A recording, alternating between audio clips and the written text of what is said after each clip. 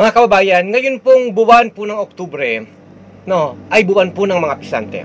Muli pong umalingaw-ngaw ang sigaw ng mga mamamayan. Hustisya para sa mga magsasaka, panagutin ang mga magnanakaw sa kabangbayan. Sa bawat piso pong dapat na pupunta sa patubig, sa mga binhi, sa ayuda, may mga ganid na politiko na nagbubulsa. At mas masakit pa dyan, mga Bicolano pa mismo ang nasa gitna ng kontrobersya. Rizal Dico at si Chis Escudero. Hindi ito ang dangal ng Bicolano. Hindi ito ang Uragon na ipinagmamalaki po natin. Ang tunay na Uragon ay lumalaban sa katiwalian, hindi nakikinabang.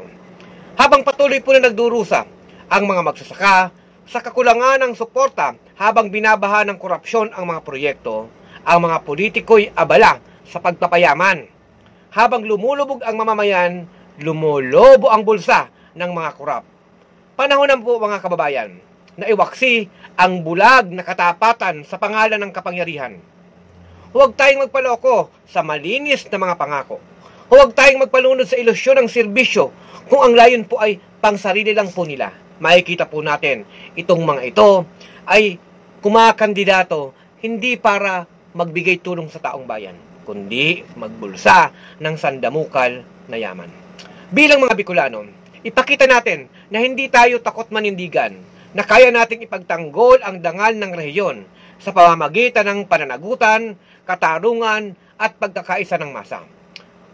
Mamamayan, ngayon pong araw ng Biyernes, Oktubre 24, ay makiisa po tayo sa gagawin pong aktibidad sa syudad po ng Legazpi. Kalampagon ang mga korap, padagos na rumpagon ang mga burokrata kapitalista.